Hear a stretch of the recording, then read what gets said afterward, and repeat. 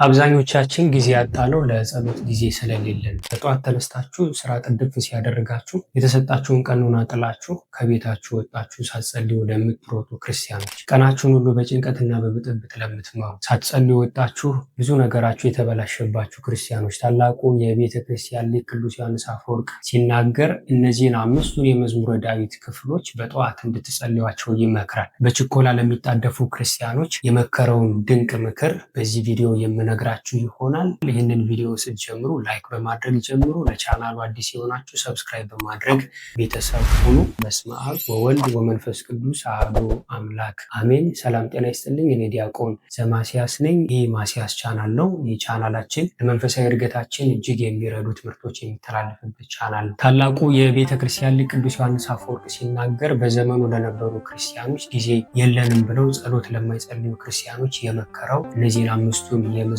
ዳዊት ክፍሎችን እነግራቸዋለሁ። ይህ ታላቅ አባት ቅዱስ ዮሐንስ አፈወርቅ ሲናገር ምን ይላል? በንግድና በተለያየ ምክንያት ለጸሎት ጊዜ የለንም ለሚሉ ክርስቲያኖች ሲመክር በቤተ ክርስቲያን መጥታችሁ መጸለይ ባትችሉ እንኳን ባላችሁበት የስራ ቦታ ወይም መንገድ ላይ ወይም ከቤታችሁ ከመውጣታችሁ በፊት እነዚህን የመዝሙረ ዳዊት ክፍሎች በመጸለይ ልቦናችሁን በማረጋጋት ቀናችሁን ደግሞ በሰላምና በእግዚአብሔር ጥበቃ ውስጥ ማዋል ይጠበቅባችኋል ብሎ ይናገራል። ስለዚህ በጠዋት የሚጸለዩ እነዚህን አምስቱን የመዝሙረ ዳዊት ክፍሎች የመጀመሪያው መዝሙር 150 ነው። ሲጀምር ምን ብሎ ይናገራል? ሃሌሉያ፣ እግዚአብሔርን በመቅደሱ አመስግኑት፣ በኃይሉ ጠፈር አመስግኑት፣ በችሎቱ አመስግኑት፣ በታላቅነቱ ብዛት አመስግኑት፣ በመለከት ድምፅ አመስግኑት፣ በበገናና በመሰንቆ አመስግኑት እያለ ይቀጥላል። ይህንን የመዝሙረ ዳዊት ክፍል ታላቁ ሊቅ ቅዱስ ዮሐንስ አፈወርቅ ለምን በመጀመሪያ ክፍል ላይ ያስቀመጠው ብለን ብንጠይቅ ክርስቲያን ከእንቅልፉ እንደነቃ ቀጥታ በጸሎት ሲጀምር በምስጋና እንዲጀምር ለማድረግ ነው። ማንኛውም ክርስቲያን እግዚአብሔርን በሰላም መጠበቅን ጠብቆ እኛን ጠብቆ ለዛ ቀን ስላበቃን እንድናመሰግነው፣ ስለምንተነፍሰው አየር፣ ስለምንበላው ምግብ፣ ስለምንጠጣው ውሃ፣ ስለ ሰውነታችን፣ ስለመላ አካላችን፣ ስለ ሁሉም ነገር አጠር ባለ መንገድ በዚህ የመዝሙረ ዳዊት ክፍል እግዚአብሔርን እንድናመሰግን፣ እስትንፋስ ያለው ሁሉ እግዚአብሔርን ያመስግን ብሎ መጨረሻ ላይ ስለሚደመድብ ማንኛውም ሰው ከእንቅልፉ እንደነቃ እስትንፋስን ለሰጠው በሰላም ተኝቶ በሰላም እንዲነቃ የሞላው አላርም ቀስቅሶት በእግዚአብሔር ቸርነት እችን ቀን ማየት እንዲችል ስላደረገው ያመሰግናል ወይም በምስጋና እንዲጀምር ቅዱስ ዮሐንስ አፈወርቅ የመጀመሪያውን የመዝሙረ ዳዊት አስቀምጧል። ሁለተኛው የመዝሙረ ዳዊት ደግሞ መዝሙር 5 ነው። አቤቱ ቃሌን አድምጥ፣ ጩኸቴንም አስተውል፣ የልመናዬን ቃል አድምጥ። ንጉሴና አምላኬ ሆይ አቤቱ ወደ አንተ ጸልያለሁና በማለዳ ድምፄን ትሰማለህ። በማለዳ በፊትህ እቆማለሁ እጠብቅማለሁ፣ አንተ በደልን የማትወድ አምላክ ነህና እያለ ይቀጥላል። አቤቱ ቃሌን አድምጥ ይላል። ከዚህ በኋላ ከምስጋና ቀጥሎ ወደ ልመና ይገባል። ልመናው ደግሞ ይሄን አድርግልኝ፣ ይህ ስጠኝ፣ ቤት፣ መኪና፣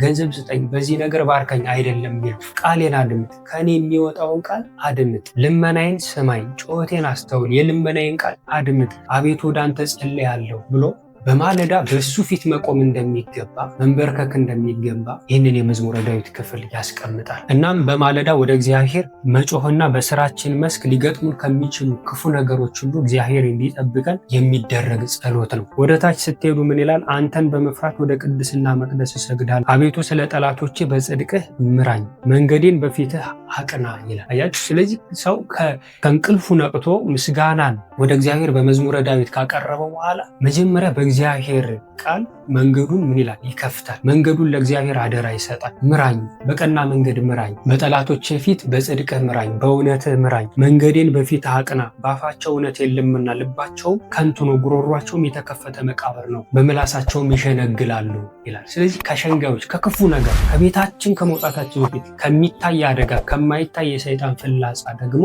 የምንድንበት የምንጠበቅበት የመዝሙረ ዳዊት ክፍል ነው። ሶስተኛው የመዝሙረ ዳዊት ክፍል ደግሞ መዝሙር 60 በቅንፍ 61 ምን ብሎ ይጀምራል? አምላክ ሆይ ልመናዬን ስማ፣ ጸሎቴን አድምጥ። ልቤ ተስፋ በቆረጠ ጊዜ ከምድር ዳርቻ ወደ አንተ ጮኻለሁ። በድንጋይ ላይ ከፍ ከፍ አደረግከኝ፣ ጽኑ ግንብ በጠላት ፊት። ተስፋዬም ሆነኸኛልና መራኸኝ፣ በድንኳንህ ለዘላለም እኖራለሁ ይላል።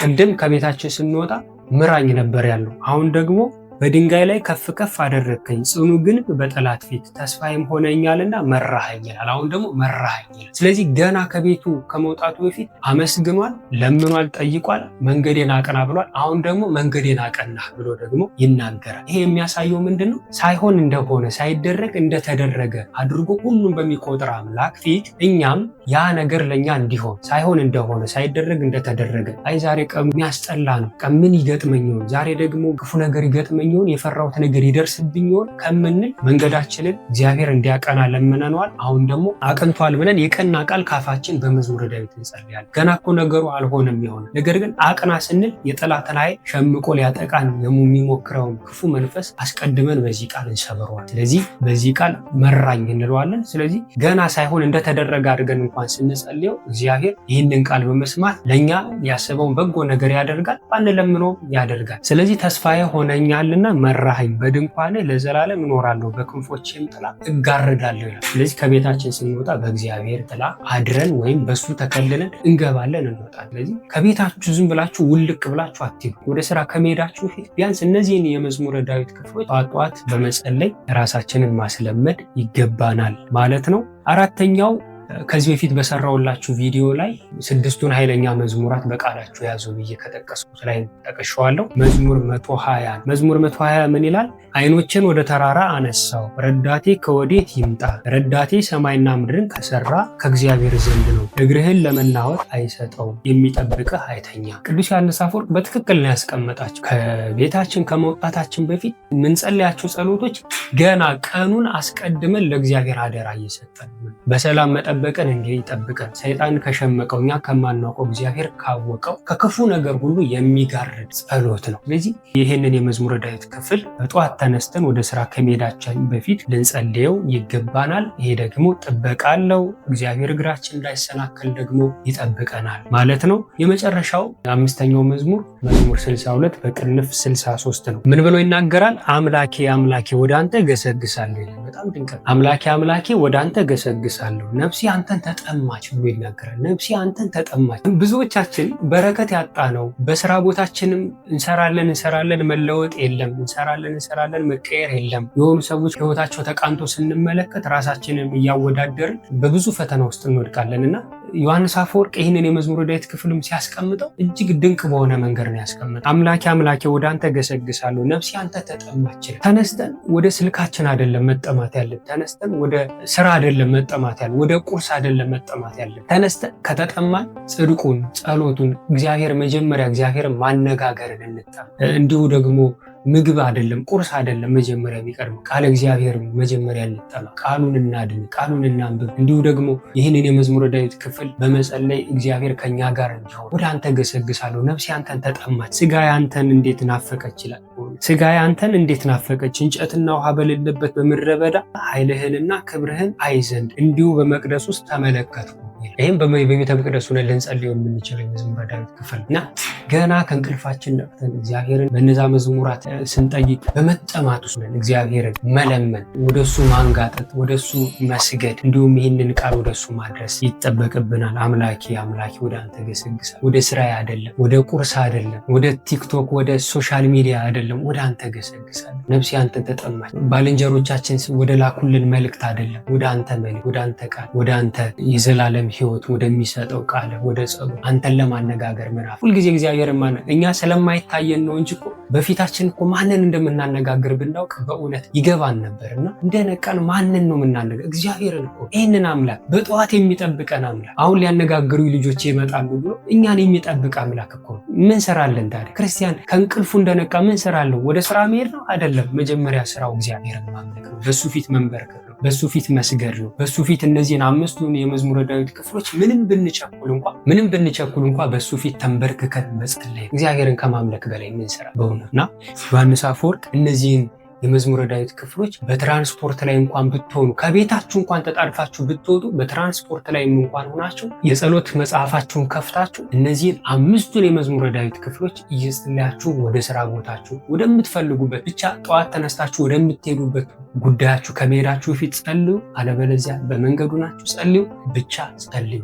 ያልጸለይንበት ቀን በቃ የከሰርንበት ቀን፣ እግዚአብሔርን ያላነጋገርንበት ቀን፣ ያላጨርንበት ቀን፣ ምንም የሰበሰብን የበተንበት ቀን፣ እግዚአብሔርን ያለመንበት ቀን፣ እግዚአብሔርን ያላነጋገርንበት ቀን፣ የሞትንበት ቀን። ስለዚህ ከዛሬ ጀምሮ እነዚህን የመዝሙረ ዳዊት ክፍሎች በጠዋቱ እየተነሳው በየዕለቱ ጠዋት እየተነሳው ጸልያለሁ ማለት ይጠበቅብናል። ስለዚህ ኮሜንት መስጫ ሳጥን ውስጥ ምን ብላችሁ ትጽፋላችሁ? ከዛሬ ጀምሮ ይህንን የመዝሙረ ዳዊት ክፍል ጸልያለሁ እያላችሁ የኮሜንት መስጫው ላይ እንድትጽፉ በእግዚአብሔር ስም ጠይቃችኋለሁ። ቪዲዮውን ለሌሎች ሰዎች ሼር አድርጉላቸው። ለዚህ ቻናል አዲስ የሆናችሁ አሁንም በድጋሚ ሰብስክራይብ ማድረግ አይረሳ። ቤተሰቡ ነው። ስብሐት ለእግዚአብሔር ወለወላዲቱ ድንግል ወለመስቀሉ ክቡር። ይቆይ።